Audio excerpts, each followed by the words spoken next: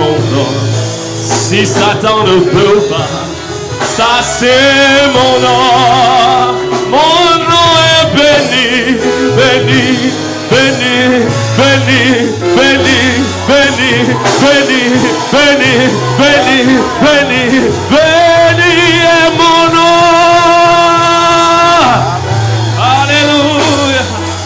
Amen. Dis à ton voisin, donne-moi un sourire de béni. Alléluia. Amen. Un béni est toujours béni. Une bénie est toujours. Asseyez-vous dans sa sainte présence, acclamons le Seigneur. Il y avait deux amis avec deux noms. Le nom de l'autre c'est béni et le nom de l'autre c'est maudit. Comment béni et maudit peuvent marcher ensemble? Mais ils ont fait amitié.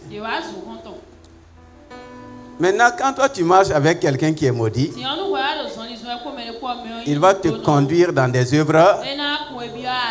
Donc, maudit amenait toujours béni pour aller cueillir les mangues d'un voisin.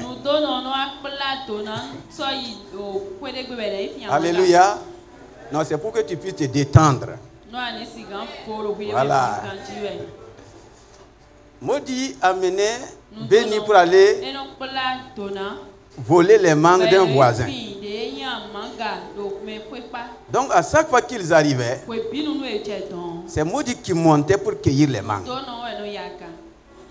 Contre toute surprise, le propriétaire venait les trouver. Et comme béni est en bas, lui prenait la fuite. Et maintenant c'est maudit qui recevait les coups. Ils ont fait ça jusqu'à 2 fois. Maintenant, la 3e fois, maudit a dit à béni, chaque fois c'est moi qui monte. Aujourd'hui là, c'est toi qui vas monter. Là, quand le propriétaire va venir, c'est toi qui va frapper. Bon, béni a accepté de monter. Et vous savez, il y a quelque chose que nous devrons accepter. Effectivement, le propriétaire les a encore surpris. Et quand le propriétaire est arrivé cette fois-ci, il va changer de méthode. Il a dit que lui, il a toujours frappé celui qui est en haut. Que cette fois-ci là, c'est celui qui est en bas qu'il va. Donc il ne s'est pas intéressé à celui qui est en haut. Il s'est intéressé. Et on conclut en disant, tu es maudit là. Ça tombe sur toi toujours. Et si tu es béni aussi, tu es écarté. Tu ne vois que la bénédiction. Donc c'est pour donner le thème, race de bénis de l'Éternel. Race de bénis de l'Éternel.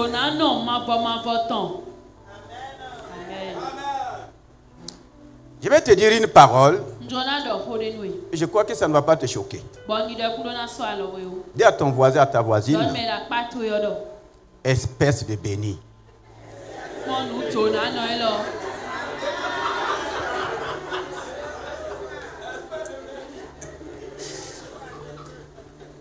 Est-ce qu'il est fâché?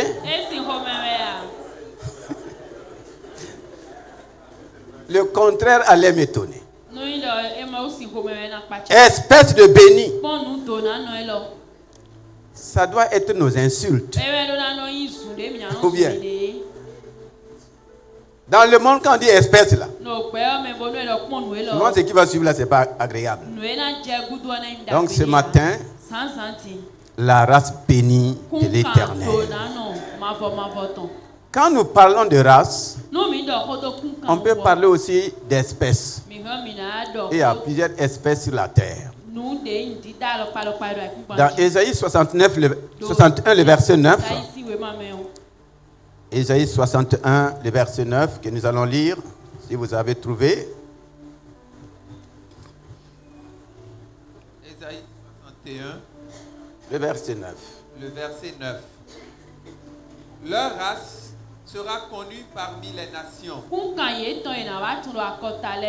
et leur postérité parmi les peuples. Tous ceux qui les verront reconnaîtront qu'ils sont une race bénie de l'Éternel. Je n'ai pas entendu ton amen. Amen. Cela montre effectivement qu'il y a plusieurs races. Leur race sera connue parmi les nations et leur postérité parmi les peuples. Tous ceux qui les verront reconnaîtront qu'ils sont une race bénie de l'Éternel. L'Éternel Dieu notre Père a une race bénie. Il s'est choisi un peuple qu'il appelle la race bénie. Est-ce que toi tu fais partie de cette race? On parle des nations. Leur race sera connue. La race bénie est une race qui fait la différence parmi les nations et parmi les peuples, dit le Seigneur. Leur race sera connue. Tous ceux qui les verront reconnaîtront qu'ils sont la race bénie de l'Éternel. Donc la bénédiction de l'Éternel se voit. Elle se reconnaît. Et on doit la voir, c'est toi. On doit la reconnaître pour t'appeler la race bénie de l'Éternel. Tous ceux qui les verront. Quand on me voit, qu'est-ce qu'on peut dire de moi? Quand on te voit, qu'est-ce qu'on peut dire de toi? En quoi on te reconnaît? Jésus lui-même dit qu'on va les reconnaître par leurs fruits. Quels sont les fruits que tu portes? Quels sont les fruits qu'on reconnaît de toi? Alléluia. Dans Proverbe 30, le verset 10 à 14. 10 après Psaume, nous avons le livre de Proverbes. Proverbe 30, 10 à 14. Ne calomnie pas un serviteur auprès de son maître,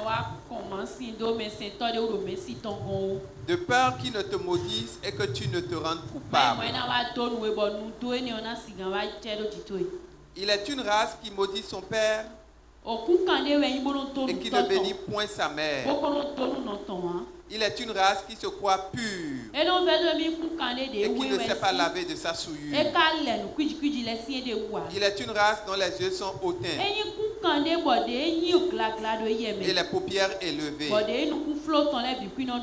Il est une race dont les dents sont des glaives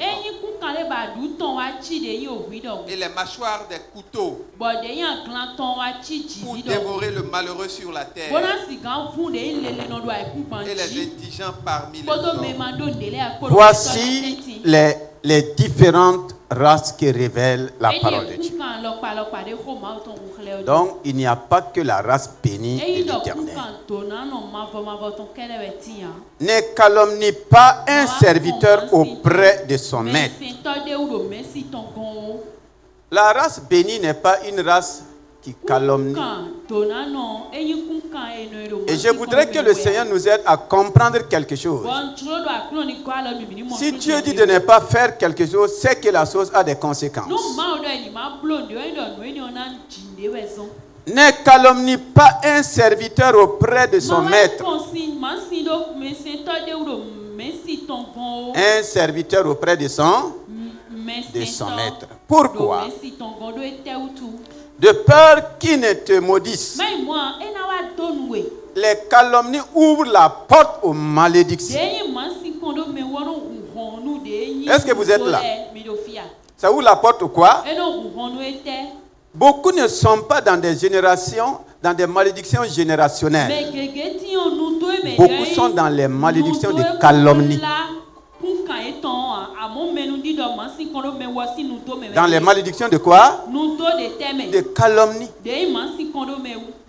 Quand il calomnie un serviteur, on dit, ce n'est même pas le maître. Hein? Mais aujourd'hui, on est capable même de calomnier le maître. Ça ouvre la porte au quoi? À la malédiction. Il est une race qui maudit son père et qui ne bénit pas sa mère. C'est quelle race? Donnez-moi un nom à cette race. C'est quelle race? La race qui ne sait pas bénir, c'est quel genre de race? C'est une race maudite. Il ne sait pas bénir son père. Il maudit son père. Il ne sait pas maudire et bénir sa mère. C'est-à-dire, elle bénit aussi, elle maudit aussi sa mère. C'est une race aussi. Une race qui maudit son père. Maudire là, c'est mal dire. Mal dire. Avec Noé, son fils n'est pas allé le maudire. Mais qu'est-ce que son fils a fait? Il est allé mal et nous connaissons ce qui suit. C'est-à-dire, il faut que le Seigneur nous aide. Nous sommes dans un mois très important. Et il faut qu'il y ait des rectifications. Et notre rôle, c'est d'amener le peuple dans la bénédiction et jamais dans la malédiction. Et la parole de Dieu est là pour corriger. Et s'il y a des corrections, il faut qu'on les fasse. Un peuple, une race du moins, qui maudit son père, qui maudit sa mère. Pourtant, le même livre de Proverbes dit que celui qui maudit son père et sa mère, donnez-moi la suite, sa lampe s'éteindra au milieu des ténèbres. Proverbe 20, verset 20. Nous sommes la race bénie. Est-ce que nous nous comportons comme une race bénie? Ou bien, au lieu de nous comporter comme une race bénie, nous nous comportons comme ce genre de race.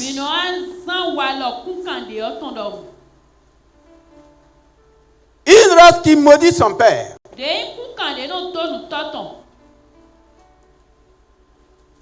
Qui maudit sa mère.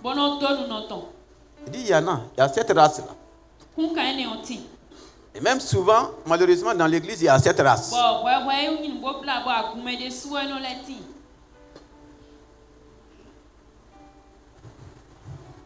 Alléluia. Il dit encore au verset 12.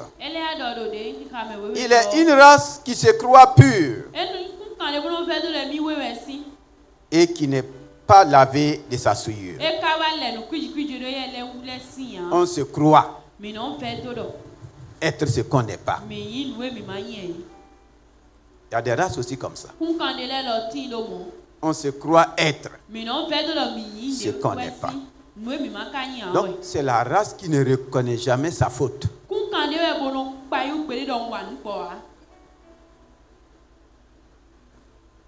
Elle sait qu'elle est en faute, mais elle ne va jamais reconnaître.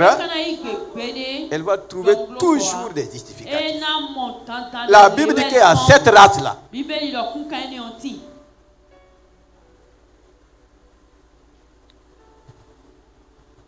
Le verset 12 dit: il est une race qui se croit pure et qui n'est pas lavée de sa souillure. Le verset 13. Il est une race dont les yeux sont hautains et les paupières élevées. Ah. Les yeux hautains, les paupières élevées. Tu vois, il y a des choses que nous faisons, c'est parce que nous ignorons la parole de Dieu.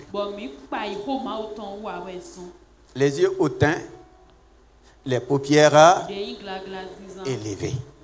Donc, paupières élevées là, ça y est dans la Bible. On dit qu'il n'y a rien qui n'est pas dans la parole. C'est quel genre de race? Quel nom on peut donner de façon compréhensible à une telle race? C'est la race orgueilleuse. Il y a des gens, ils sont de nature orgueilleuse. Et la dernière race que la parole de Dieu nous révèle, c'est quoi? Il est une race dont les dents sont des glaives. Une race dont les dents. Ah bon? Les dents sont quoi? Des glaives. Oui. Et les mâchoires des couteaux. Wow. Des couteaux. Prêts à faire quoi? À dévorer. Pour dévorer le malheureux sur la terre et les indigents parmi les hommes. Voici les différentes sortes de races. Ce n'est pas tout, mais ce que la parole de Dieu révèle ce matin.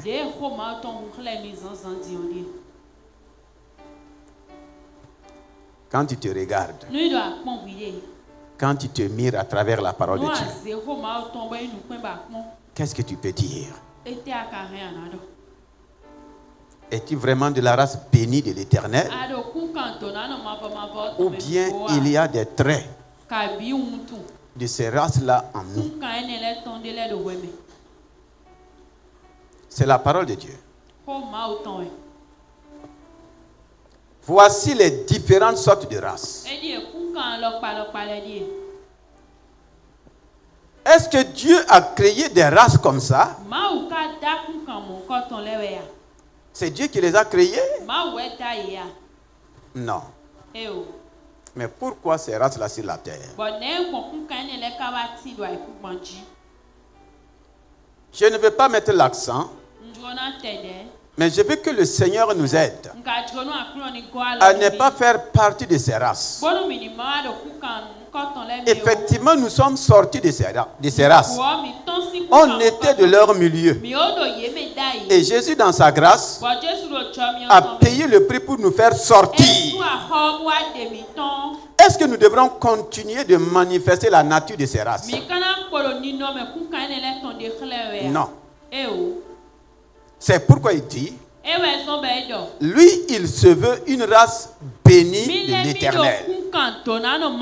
Il a payé le prix pour que je sois une race bénie, pour me faire sortir de la race maudite, pour m'amener dans la race bénie. Il a payé le prix. C'est pour dire qu'il nous a délivrés de la malédiction. C'était une délivrance. Il n'y a pas un seul parmi nous qui n'était pas parmi ces races-là. C'est la race où j'étais, ou bien c'est la race où tu étais. Chacun était parmi ces races-là.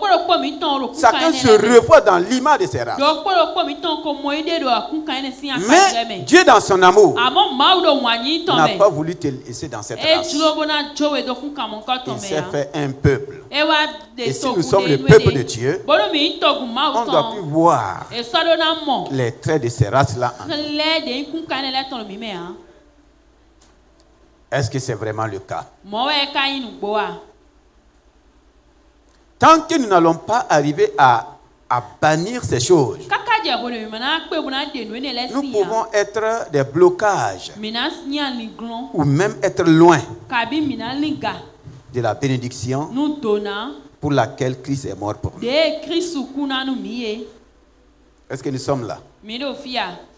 Mais Sans se rendre compte, beaucoup se livrent dans la manière de vivre et dans la manière de faire de ces races. Et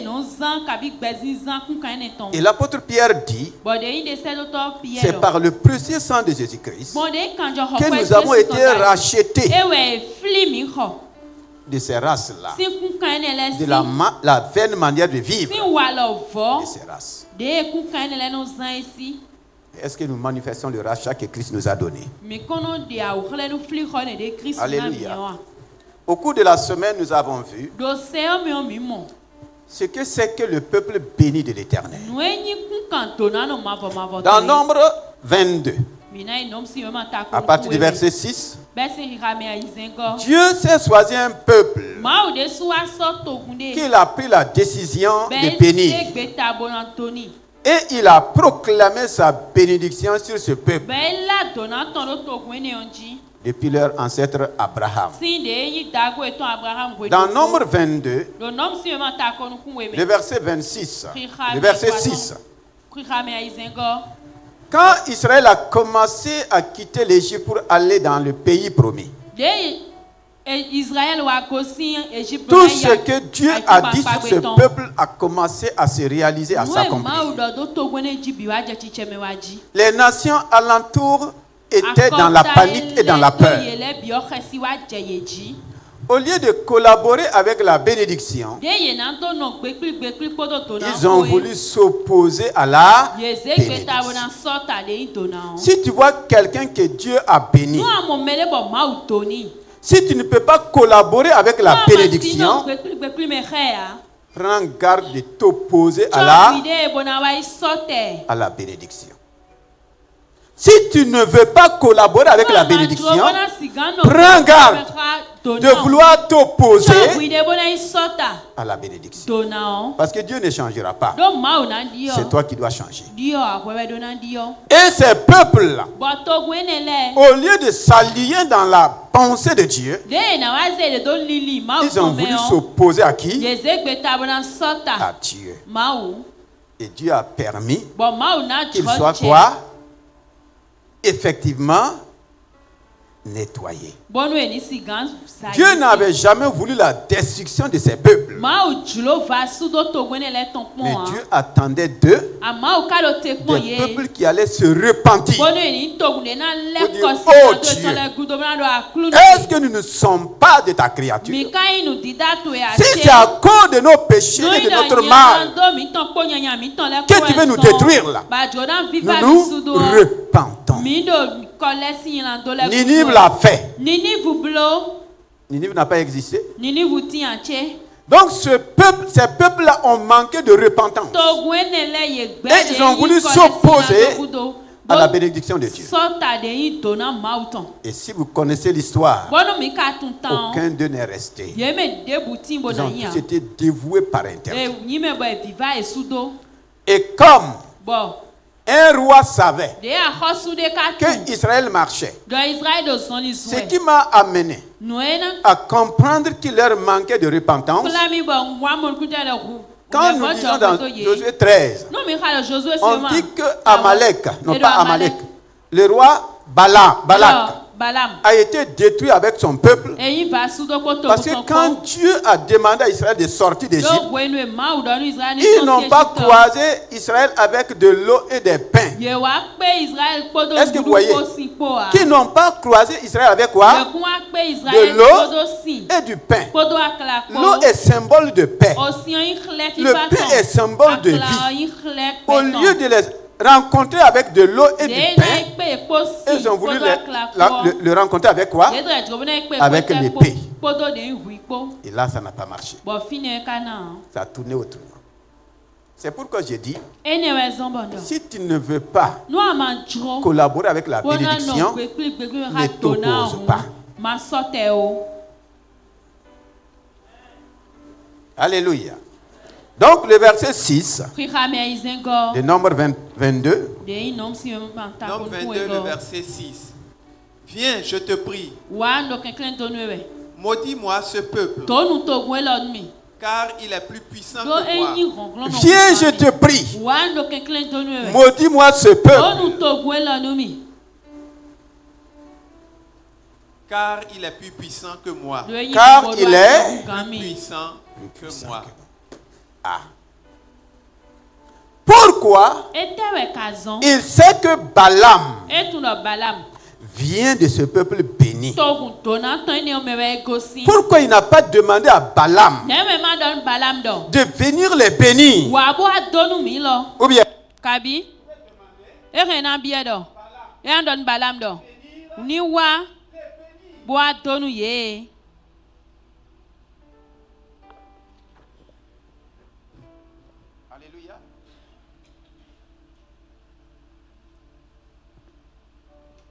gloire à Dieu. Il pouvait dire, Balaam, nous savons que le secret de ce peuple-là, c'est quoi? C'est parce qu'ils sont un peuple béni de l'Éternel. Viens, bénis-nous aussi, pour que nous soyons plus forts. Ce n'est pas la bénédiction qu'ils ont demandé. Ils ont dit, viens et maudis ce peuple. Viens, parle mal de ce peuple.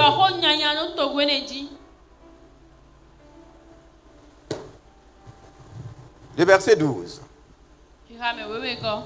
Nombre 22, le verset 12. Dieu dit à Balaam,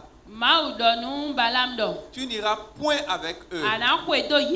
Tu ne maudiras point ce peuple. Car il est béni. Alléluia. Amen. C'est Dieu lui-même qui le rencontre. Dieu l'a rencontré physiquement, il n'a pas écouté. Tu n'iras point avec eux.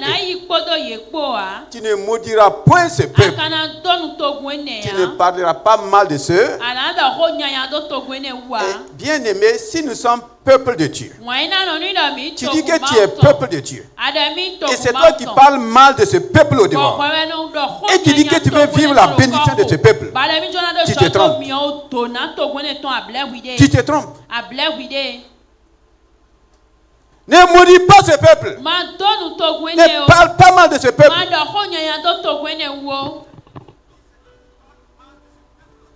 Car je l'ai béni.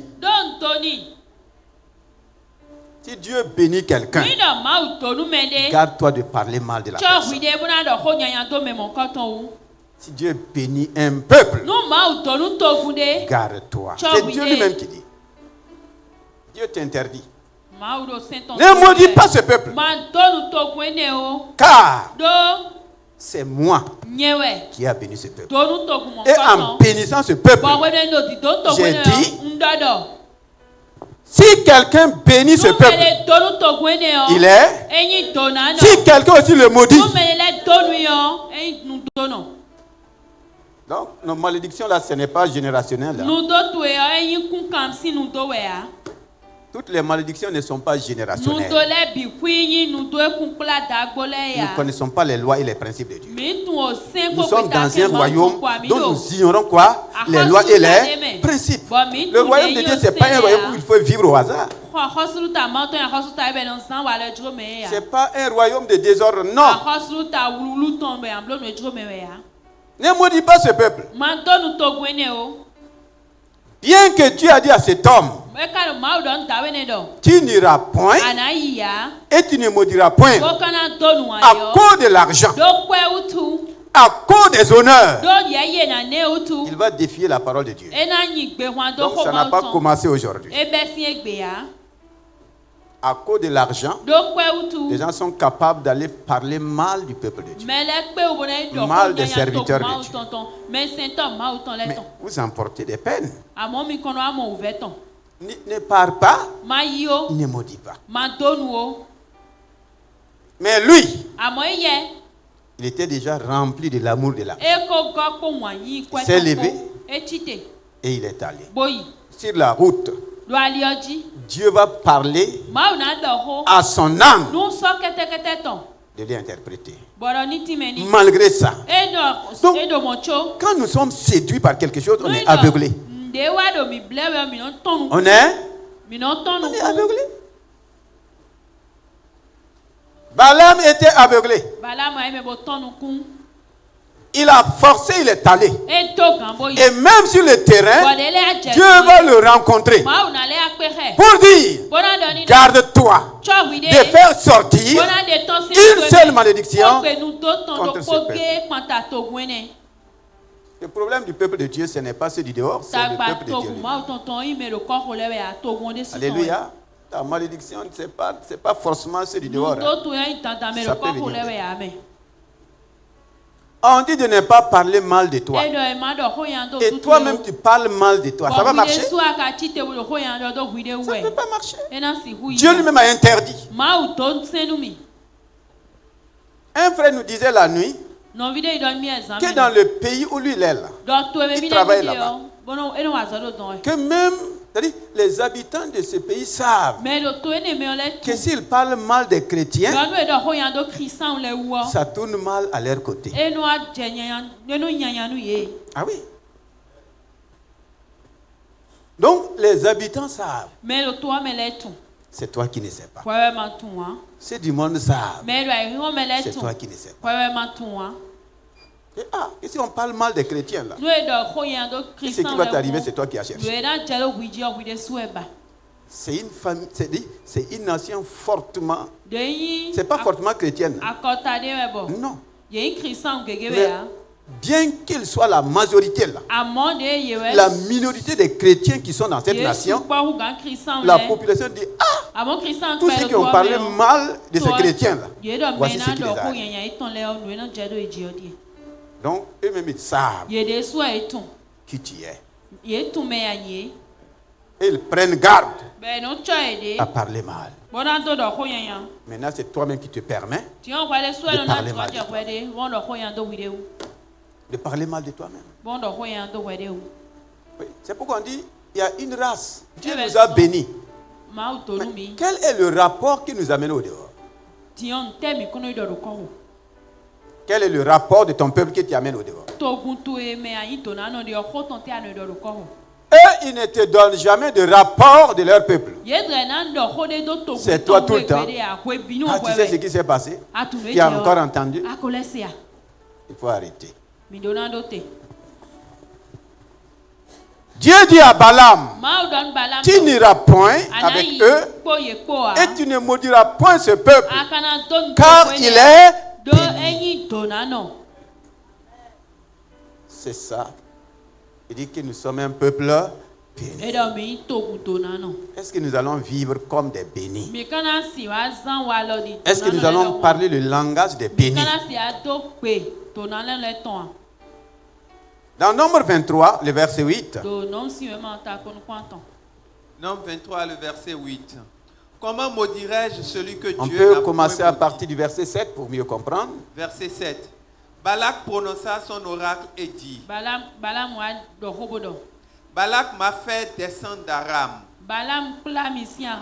Le roi de Moab m'a fait descendre des montagnes de l'Orient. Viens, maudis-moi Jacob.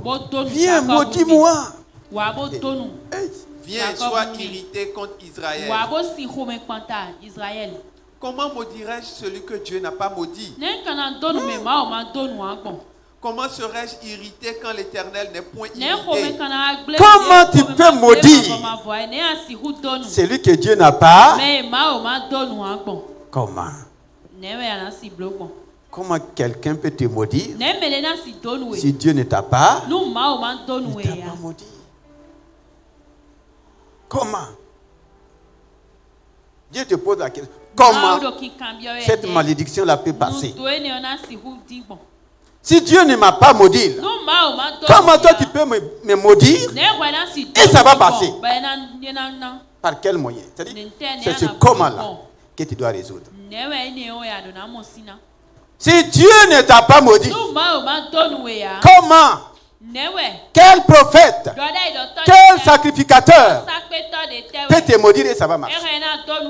Mais si toi-même tu ouvres des portes de malédiction, comme ces 4 races que nous avons vues là, alors c'est toi qui as ouvert la porte. Comment? Sinon il y a un comment ici. Comment je peux maudire, comment tu peux maudire celui que Dieu n'a pas maudit? À quel moment Dieu t'a dit qu'il t'a maudit? Demande à ton voisin, à ta voisine, à quel moment, quand Dieu t'a apparu pour te dire je te maudis.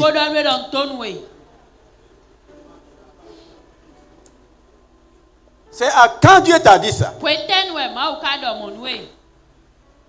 C'est pendant la nuit, c'est pendant le jour. Quand Dieu s'est révélé à toi, et il t'a dit je te maudis. Si Dieu ne t'a pas dit ça, là, si Dieu ne t'a pas maudit, là, si Christ t'a racheté de la malédiction, ne crains pas la malédiction de n'importe quelle personne.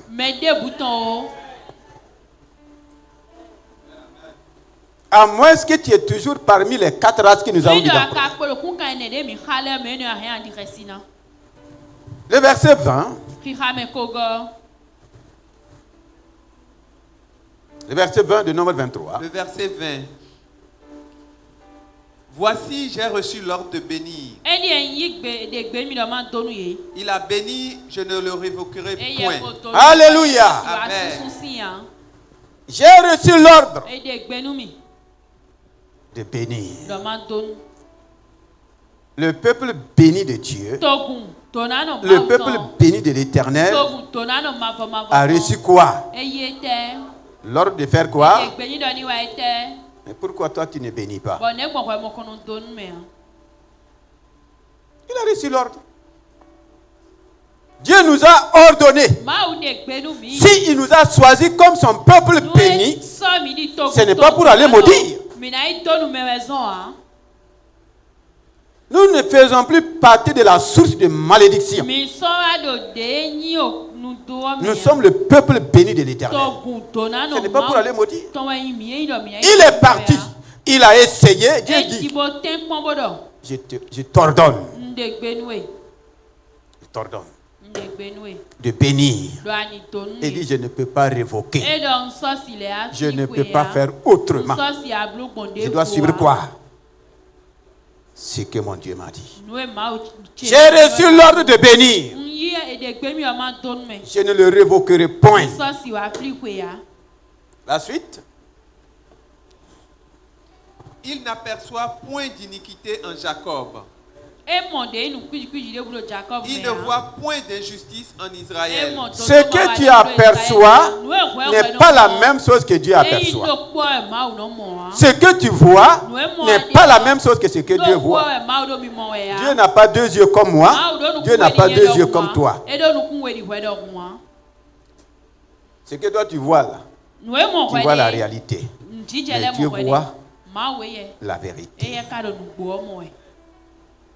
Alléluia.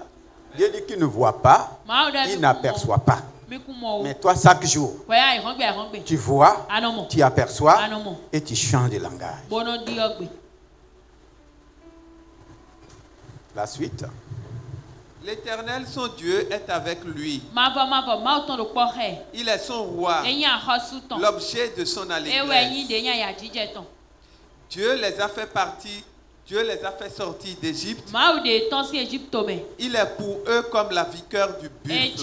Dieu les a fait sortir d'Égypte. Dieu nous a fait sortir du monde. Ou bien, tu es toujours dans le monde. Dieu nous a fait sortir du...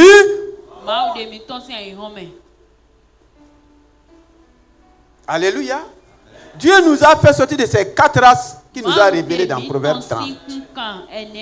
Comment tu vas continuer à vivre comme ces races-là? Dieu les a fait sortir d'Égypte. Il est en train de prévenir à Balaam et à Balak. Ce n'est plus le peuple esclave que tu as connu en Égypte. Nous sommes là. Ce n'est plus le peuple maudit que tu as connu en Égypte. C'est un autre peuple. Et maintenant, prends garde. Fais attention. Le verset 23 dit, L'enchantement ne peut rien contre Jacob. L'enchantement ne peut rien contre Jacob. Enchantement, c'est quoi? L'enchantement se manifeste par quel moyen? Par des paroles. Quand on dit enchantement, enchantement avec incantation sont des pairs. L'enchantement, c'est des rituels qu'on fait avec des paroles incantatoires. C'est par l'enchantement qu'on envoie la folie dans la vie de quelqu'un. Les envoûtements les plus terribles, c'est par l'enchantement. Mais il dit, mon peuple que j'ai béni, si mon peuple rentre dans sa bénédiction, même l'enchantement ne peut rien. L'enchantement, c'est un autre degré de malédiction. Ça, ce n'est pas seulement te voir face à face et te parler. C'est des malédictions accompagnées de sacrifices. Pour dire, je pose ces actes-là et je veux que ce que je vais dire puisse atteindre son but. C'est ça l'enchantement. La divination, la suite dit, ni la divination contre Israël. Ni la divination contre Israël. Les dieux n'ont qu'à se réunir. La semaine passée, le Seigneur nous a révélé que Goliath a maudit David avec tous ses... Ça a marché. Il a maudit David avec tous ses dieux. Lui n'a pas un seul Dieu. Il a maudit avec tous ses dieux. Mais David dit, moi je viens contre toi au nom de l'Éternel des armées, le Dieu d'Israël que tu as insulté. Nous n'avons pas besoin de beaucoup de dieux. Dis à ton voisin, tu n'as pas besoin de beaucoup de dieux. Ah oui. Beaucoup de dieux que tu ne peux même pas transporter. Alléluia. La divination ne peut rien. Si la divination ne peut rien contre toi, pourquoi tu as peur? Pourquoi tu as peur des devins? Ou bien tu fais toujours partie de l'autre race? Je suis de la race bénie. Alléluia.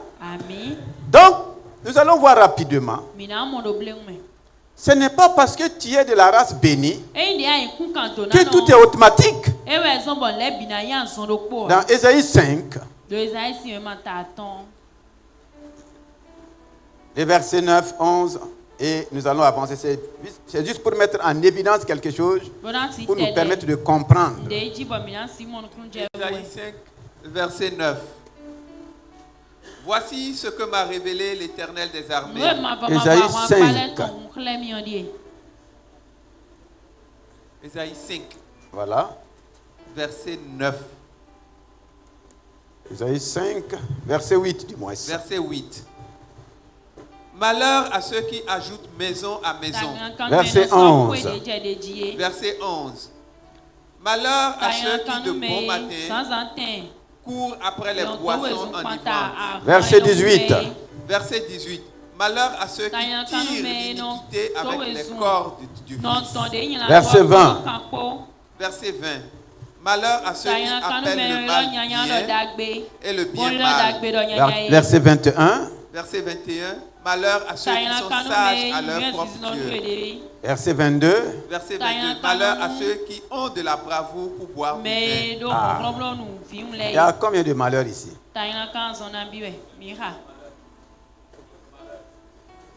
Dans un seul chapitre. Et qui proclamait ces malheurs? Qui? Le prophète Isaïe. Regardez dans un seul chapitre combien de malheurs.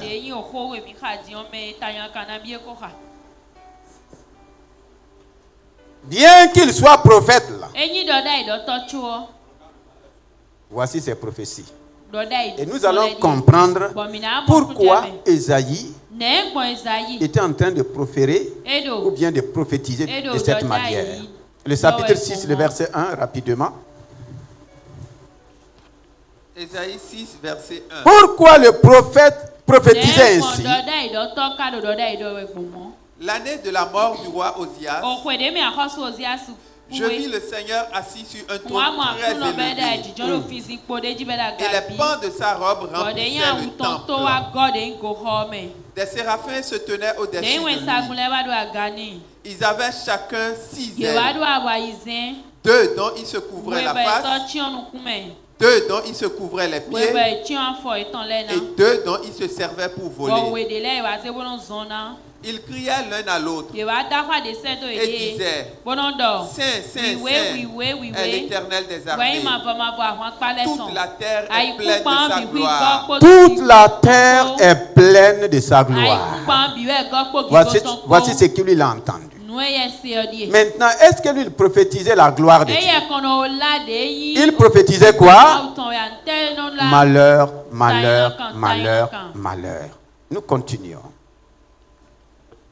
Les portes furent ébranlées dans leur fondement par la voix qui retentissait. Et la maison se remplit de fumée. Alors je dis: malheur à moi, je suis perdu, car je suis un homme dont les lèvres sont impures. J'habite au milieu d'un peuple dont les lèvres sont impures. Et mes yeux ont vu le roi l'Éternel des armées. De malheur en malheur. Il dit ici quoi? Est-ce que tu suis la lecture? De malheur en malheur, qu'est-ce qu'il dit ici? Malheur à moi. Malheur. Le malheur qu'il prophétisait là est retourné sur qui? Il dit malheur à Esaïe. En tout cas, moi je ne dis pas malheur à moi. C'est Esaïe qui a dit. Ou bien malheur, malheur à Esaïe. Pourquoi? Ce qu'il dit là, c'est valable pour toi et c'est valable pour moi. Pourquoi un prophète, prophète de Dieu, ne fait que donner des prophéties de malheur? Il va nous révéler la raison. Il dit au verset 5: malheur à Esaïe, je suis perdu, car je suis un homme dont les lèvres sont impures. Et pourquoi ces lèvres sont impures? Il dit: j'habite au milieu d'un peuple dont les lèvres sont impures. Comment toi tu peux habiter au milieu d'un peuple dont les lèvres sont impures et ne pas avoir de lèvres impures? Voici tout le problème. Ton environnement, ton milieu est changé. Ta manière de vivre, ta manière de penser, ta manière de parler. J'habite au milieu d'un peuple dont les lèvres sont impures. Et lui aussi, il est devenu quoi? Impur.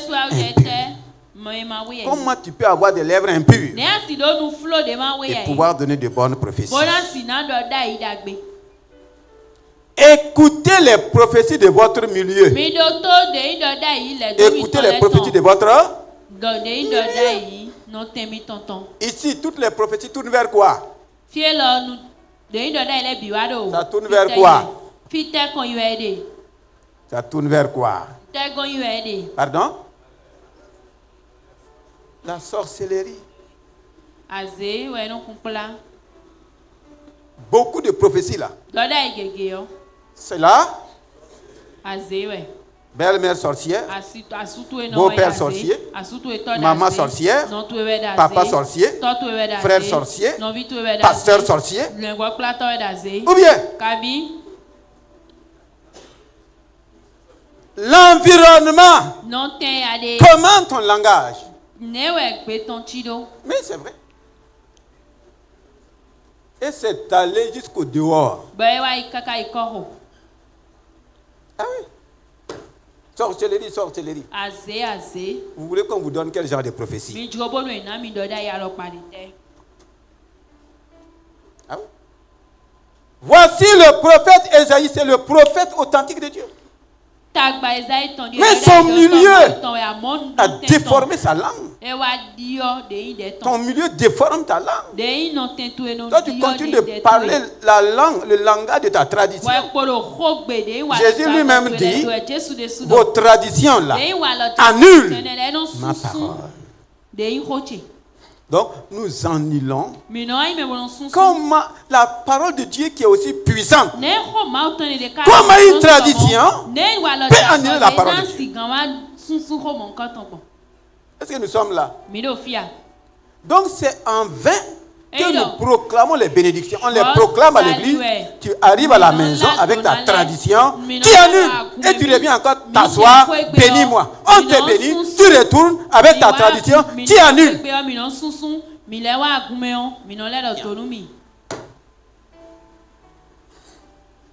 Ah oui. Nous sommes dans le mois où chacun doit être rassasié. Est-ce que tu n'es pas fatigué de te rassasier des paroles qui ne manifestent pas la bénédiction? Tu n'es pas fatigué? Moi, je suis fatigué. Je ne vais pas continuer dans ça. Si on ne corrige pas ces choses-là, on va continuer d'accuser Dieu. On va dire qu'à l'église, il n'y a pas de puissance. C'est toi qui annules la puissance. Dieu dit que sa puissance est annulée par ta tradition. Si tu abandonnes tes traditions, tu verras la puissance de Dieu. Ah oui? Abandonne tes habitudes et tu verras. Tu ne veux pas abandonner. Il n'y aura pas de changement. Il n'y aura pas de... Il dit que son milieu là a rendu ses lèvres impures. Bien qu'il soit prophète, il va donner des prophéties impures. Et effectivement, c'est les prophéties impures là qui détruisent aujourd'hui, qui divisent aujourd'hui, qui sèment la confusion aujourd'hui. Ah oui? Et beaucoup vivent dans ça. Beaucoup vivent dans ça. Je crois que chacun va laisser le Saint-Esprit l'aider à sortir de cette situation au nom de Jésus-Christ. Alléluia. Le verset 6. Verset 6. Mais l'un des séraphins vola vers moi, tenant à la main une pierre ardente. Une pierre ardente. Dieu a vu son prophète. Moi, je croyais que quand il a vu l'Éternel sur son trône, l'Éternel allait apprécier son prophète. Il était en train de prophétiser au nom de qui? Et il se présente devant l'Éternel. L'Éternel n'a pas apprécié son prophète. Il n'a pas dit mon prophète. Waouh, tu es courageux. Ah, tu oses parler au buveur de vin. Mais ce n'est pas le cas. Dieu lui-même savait. S'il ne rencontrait pas son prophète, s'il ne rencontrait pas le prophète Ésaïe, dites-moi qu'est-ce qui allait se passer. Est-ce qu'il pouvait donner la prophétie sur la Vierge? Lui qui dit malheur sur... Qu'est-ce qu'il va dire sur une vierge qui sera enceinte? Qu'est-ce qu'il va dire? Hein?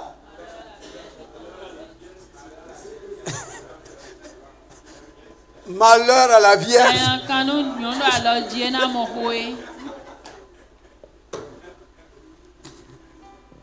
Dieu savait que s'il ne rencontrait pas ce prophète, cette prophétie n'allait pas sortir. C'est pourquoi il l'a rencontré avec une pierre ardente. Pierre ardente. L'ange même ne pouvait pas prendre la pierre avec ses mains. Il fallait quoi? Ça veut dire que pierre ardente là, c'est une pierre chauffée à l'extrême.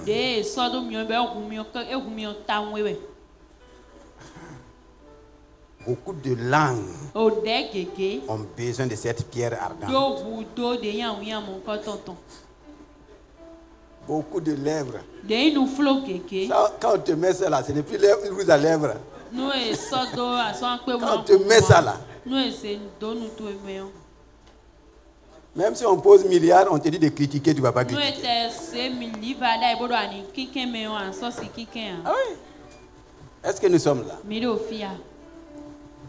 Une pierre ardente. Et quand ça a touché sa bouche, ses lèvres, sa bouche ont été sanctifiées, purifiées. Tant que ta langue n'est pas purifiée, tant que ta bouche n'est pas sanctifiée, quand on dit sanctifié, c'est mis à part. Mis à part. Dis à ton voisin, mets ta langue à part.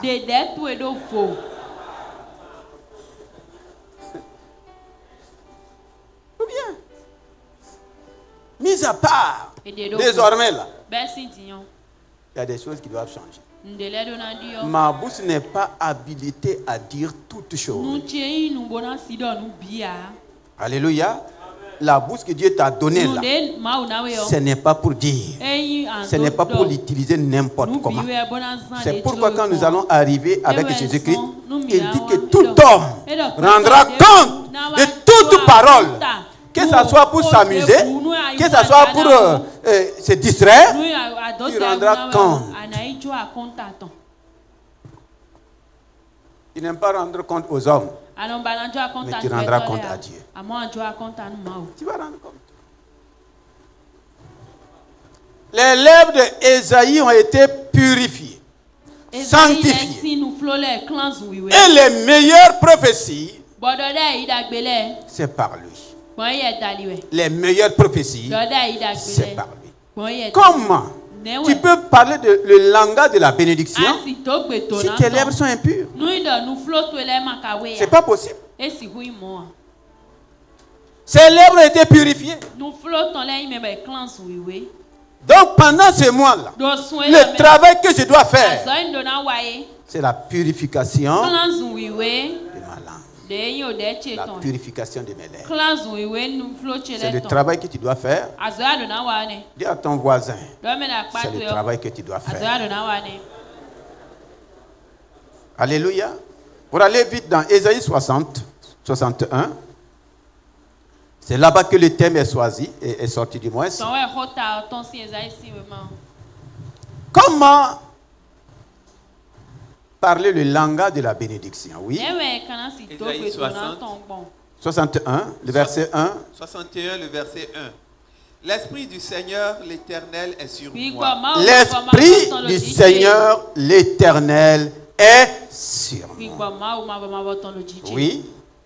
Car l'Éternel m'a oint. Car l'Éternel m'a oint. Pour porter de bonnes nouvelles aux malheureux. Alléluia. Pour porter de bonnes nouvelles, ce n'est pas pour apporter des nouvelles de malheur. Alléluia. Le Saint-Esprit qui nous a été donné. Donc l'Éternel était obligé d'intervenir dans la vie d'Ésaïe pour dire: l'esprit que je t'ai donné là, ce n'est pas pour apporter le malheur.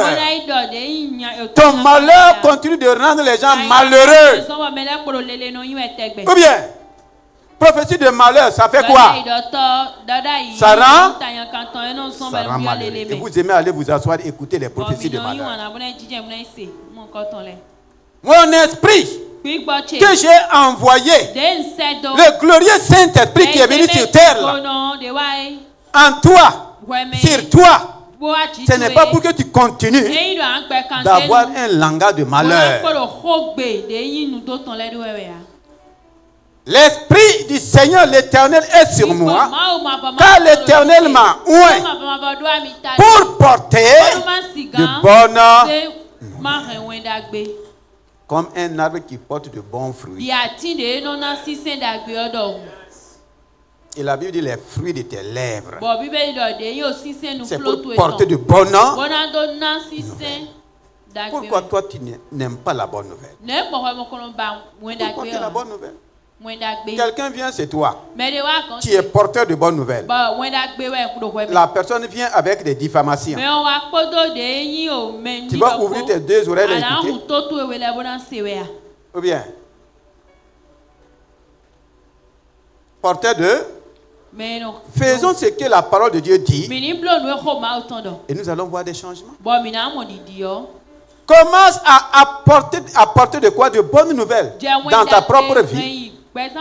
Porter de bonnes nouvelles dans ta maison. Au lieu de parler des réalités, commence à faire quoi? De bonnes nouvelles. Une femme avait son mari très alcoolique. J'ai dit bien alcoolique dernier degré. Très alcoolique. Il n'y a pas ce jour-là où la femme n'était pas battue. Pour ceux qui connaissent les alcooliques, quand ils arrivent là, tu ne sais pas ce que tu vas faire pour qu'il n'y ait pas bagarre. Ou bien,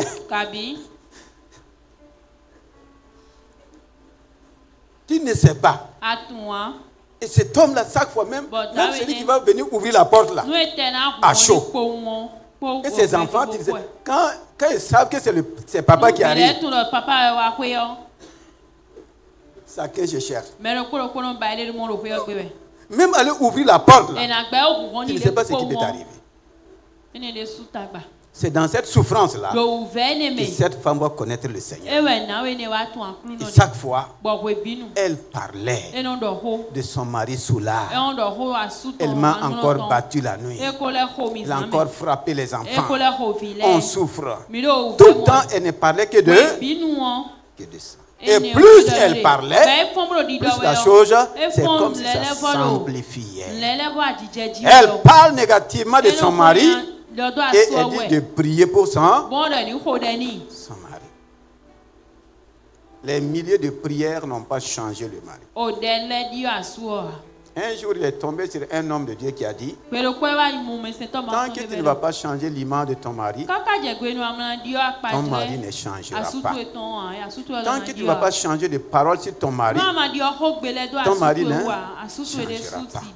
Commence à le voir comme un saint homme de Dieu. Dites-moi comment on peut regarder un soulard qui tabac comme un saint homme de Dieu. Mais quand Dieu vous dit de faire quelque chose, fais ta part. Et Dieu aussi fera quoi? Regarde-le comme un bon mari. Regarde-le comme un mari.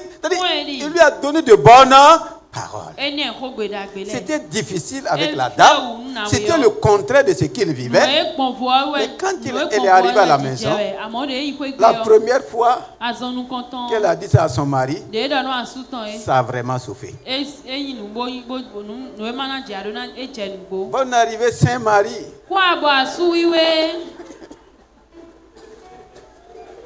Ah bon? Je suis devenu ton saint. Tu te moques de moi? Effectivement, c'est la vérité. C'est comme si elle se moquait de son. Elle n'a pas cessé de dire Saint. Saint-Marie. Et c'était toujours bagarre. Ces paroles qu'elle s'émêle. Un jour, son mari est allé s'asseoir pour boire. Et pendant qu'il buvait, les mêmes paroles retentissaient dans son cœur. Saint-Marie. C'est lui maintenant qui va commencer à dire quoi? Saint-Marie. Saint. Et même quand il est saoulé, c'est cette parole maintenant qui était dans ça. Saint.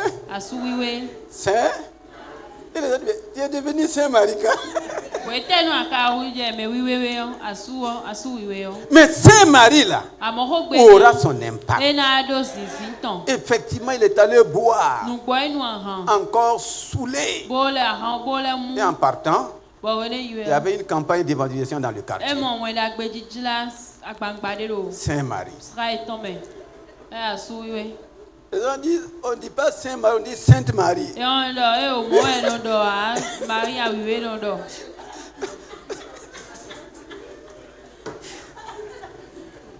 On dit pas Saint-Marie, on dit quoi? Il y a Marie et Marie. Il est resté pendant la prédication saoulé. Personne ne pensait que ce soulard entendait la parole. Mais il y a déjà une semence qui a été semée. Ou bien, maintenant la bonne nouvelle a trouvé une semence déjà en lui. Ce jour-là, il a été convaincu. Ceux qui veulent recevoir le Seigneur n'ont qu'à venir. Il est venu saoulé. Personne ne pensait que ce soulard allait pouvoir même faire la confession. Il a fait la confession. Vous savez, quand il est arrivé à la maison, contre toute attente, chacun pensait celui qui allait ouvrir la porte allait avoir chaud. Mais ce jour, ça n'a pas été pareil. Les enfants ont carrément refusé. Maman, l'heure qu'il fait là, si nous on parle, ça va sauver. Il n'y a que toi qui peux aller ouvrir. On ne peut pas le laisser au dehors. Mais comme elle-même, elle a accepté que c'est un Saint-Marie, quand elle est allée ouvrir la porte, vous savez ce qui s'est passé? Il a laissé, je ne sais pas si c'est vélo ou moto, il a laissé son engin tomber et il s'est porté sur sa femme. En train de pleurer, il dit, pardonne-moi pour tout le mal que je t'ai fait. À quand cela est arrivé? À quand cela est arrivé? Au lieu de parler mal de son mari, elle a changé quoi? Le langage. Tant que tu ne changes pas de langage, Dieu ne peut pas changer ta vie. C'est pas possible.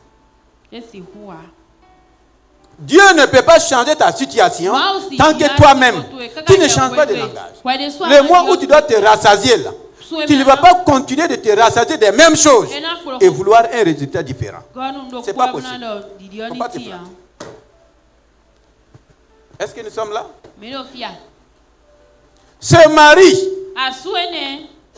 effectivement, a changé de vie à cause d'une simple parole. Mon saint mari. Commence à dire à ta femme, ma sainte chérie. Quand tu vas dire là, il va te regarder. Il va dire que c'est des histoires de l'église. Continue seulement. Continue seulement. Mais si tu vois une mauvaise femme, une femme rebelle, comme la race que nous venons de voir, comment veux-tu que ça change? Comment veux-tu que ça change? Alléluia. Amen. Donc pour terminer rapidement, Matthieu 12, le verset 22, ça c'est le Seigneur lui-même. Après avoir écouté ces messages, il faut travailler à conformer ta vie. Matthieu 12, le verset 22, et nous allons terminer. Matthieu 12, le verset 22. Alors on lui amena un démoniaque aveugle et muet. Et il le guérit, de sorte que le muet parlait et voyait. Toute la foule étonnée disait, n'est-ce point là le fils de David? Les pharisiens ayant entendu cela dirent, cet homme ne chasse les démons que par Belzébul. Alléluia. Nous allons saisir des vérités qui doivent changer notre quotidien.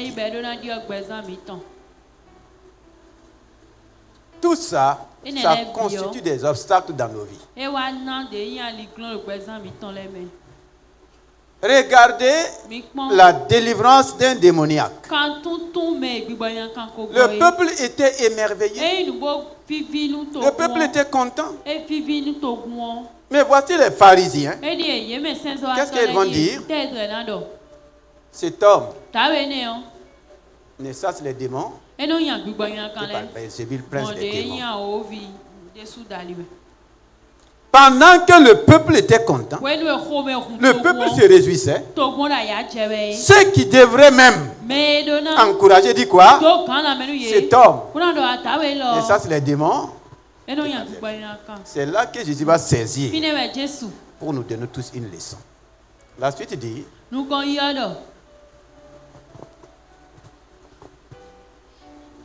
Oui, la suite, rapidement.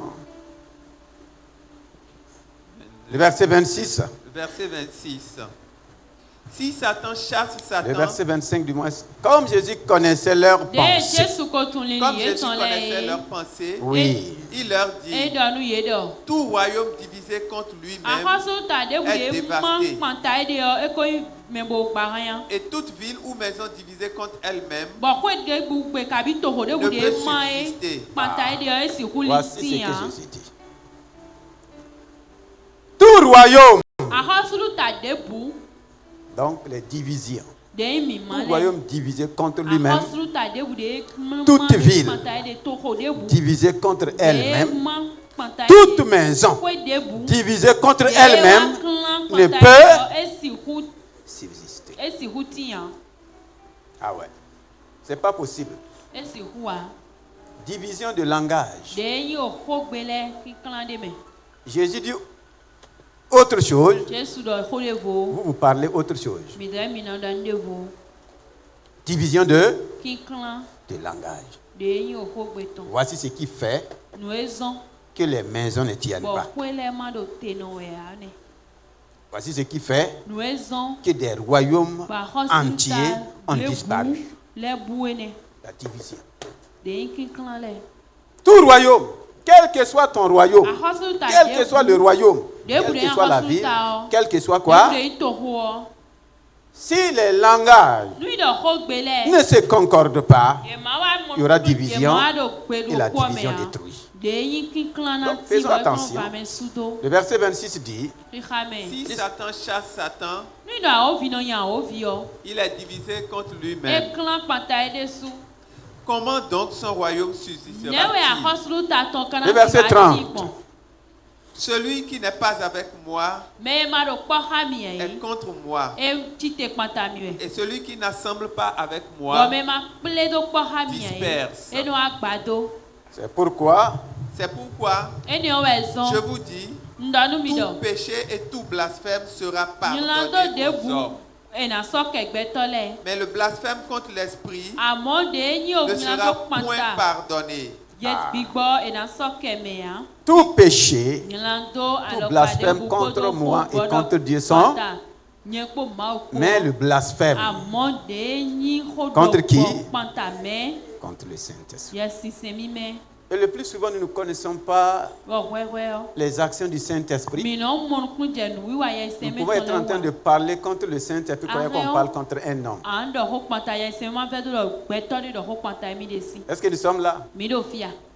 C'est là que nous devrons faire beaucoup attention. Ah oui. Jésus parlait sous l'onction. Il dit lui-même là, tu peux pécher contre moi, il n'y a pas de problème. Tu peux même pécher contre le Père, il n'y a pas de problème. Mais ce que l'Esprit est en train de faire, si tu t'amuses, là il n'y a pas de pardon. Là il n'y a pas de quoi? C'est juger les actions du Saint-Esprit. C'est juger la parole du Saint-Esprit. Ah oui. Il dit que c'est par Belzébul. Par Belzébul, prince des démons. Donc, je voudrais vraiment que le Seigneur nous aide à faire beaucoup attention en ce mois qui nous a donné, être attentif à ce que le Seigneur est en train de nous enseigner. Nous terminons avec le verset 34. Verset 34. 33-34. Ou dites-vous que l'arbre est bon et que son fruit est bon? Ou dites que l'arbre est mauvais et que son fruit est mauvais?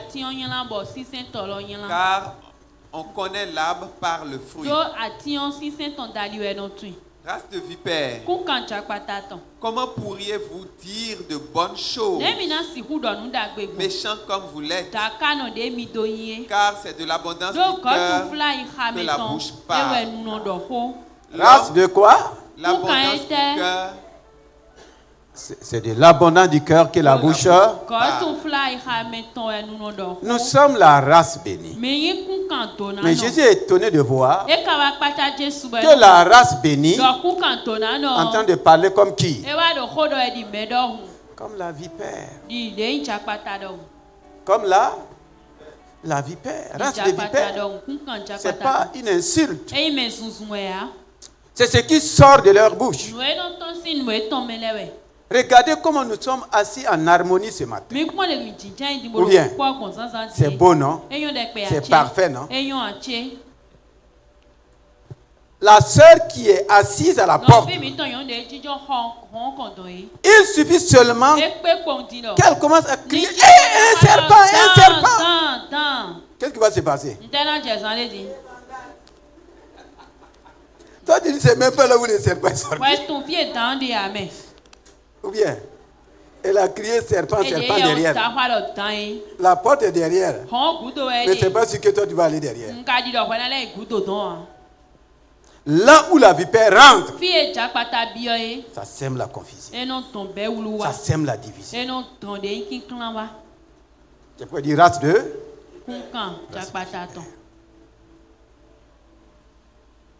faut que ça cesse. Le Seigneur veut un peuple que lui-même a donné le nom, un peuple. Il ne veut pas de vipères. Il ne veut pas de vipères. Race de vipères, c'est par rapport à ce qui était devant lui. Même au milieu de ses disciples, il y avait des vipères.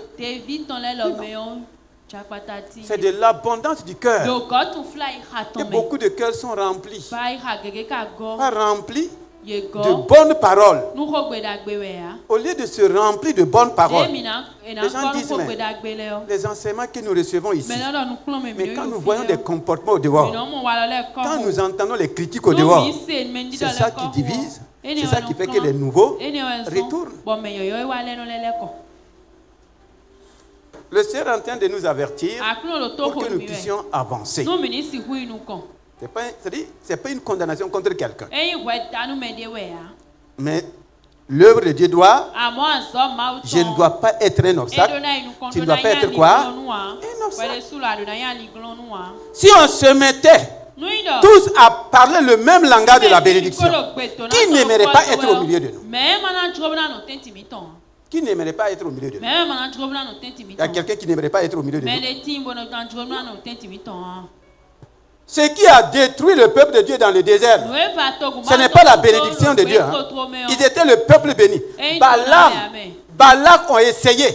Ils n'ont pas pu. Qu'est-ce qu'ils vont faire? Ils vont les tendre des pierres. Ils ne sont pas rentrés parce qu'ils ne sont pas bénis. Ils sont rentrés à cause de leur bouche. Nous sommes dans un tournant très important de ce monde. Je dis bien un tournant très important. Et les thèmes que le Seigneur donne par mois, soyez-en sûrs, ce n'est pas un homme qui a rêvé et qui s'est levé pour donner un thème. Dieu connaît les besoins de son peuple.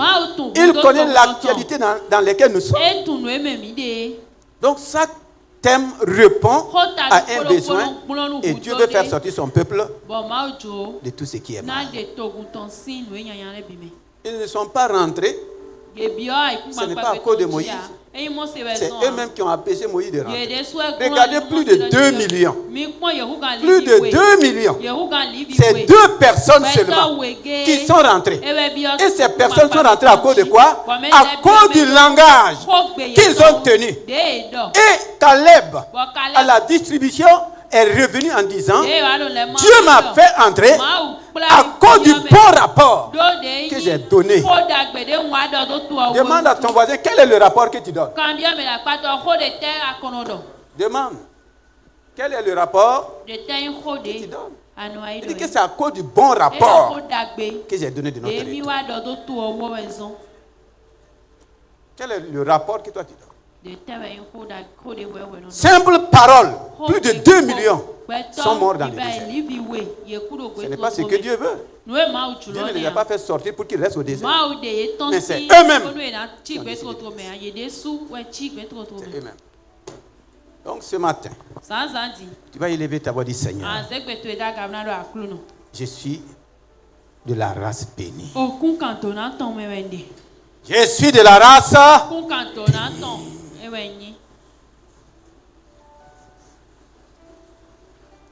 Est-ce que tu es de la race bénie? La race bénie de l'Éternel. Je ne suis pas de la race de vipères.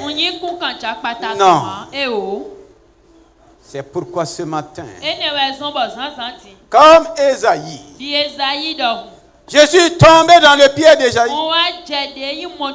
à cause de mon milieu. Et chacun prend cela aussi. À cause de ton milieu. Nous sommes dans un environnement où facilement les paroles négatives sortent facilement. Tu as vu ce qu'il a fait, tu as entendu, c'est toi qui ne sais pas. Non, je ne fais plus partie de cette race. Que chacun élève sa voix et parle aussi.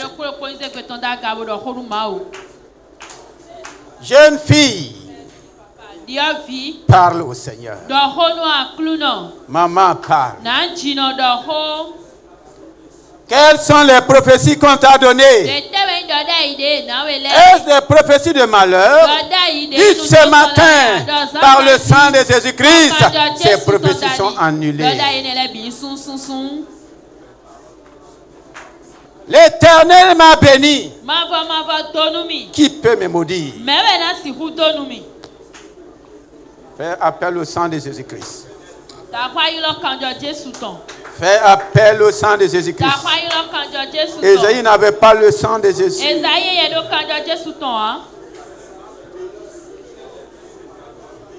Tu n'as pas besoin d'une pierre ardente. Dis, Seigneur, par ton sang versé à la croix,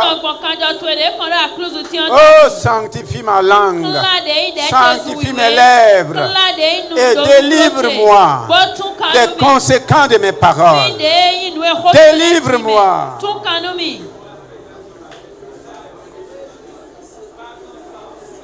Les conséquences de mes paroles sur mon père, sur ma mère. Il en est de même que les pères spirituels. Délivre-moi des conséquences. Délivre-moi de ces malédictions. La malédiction de la langue. Délivre-moi. Délivre-moi. Oh Shabaka.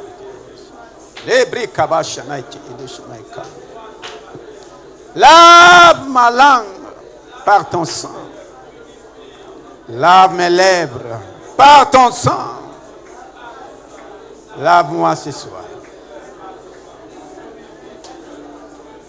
Pour que les grandes prophéties se manifestent. Comme Ésaïe dit, Seigneur, lave. Lave ma langue. Et efface les conséquences. Les conséquences de ces paroles.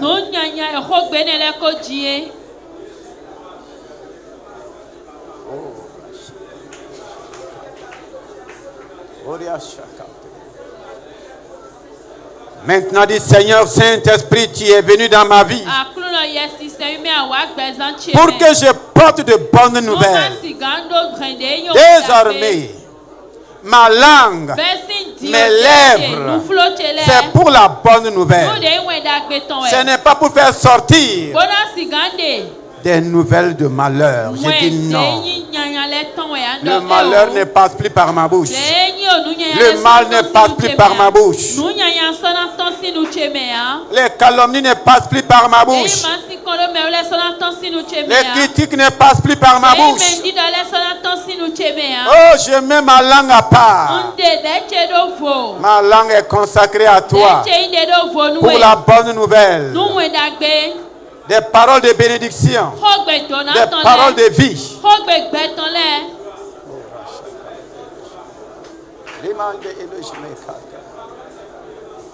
Dis éternel Dieu mon Père. Tu as fait de moi la race bénie. Désormais et partout, on reconnaîtra que je suis béni de toi. Ta bénédiction sera visible dans ma vie. Ta bénédiction sera visible dans ma famille, dans mes affaires, partout. Ta bénédiction sera visible. Parce que tu as ordonné à la bénédiction d'être avec moi.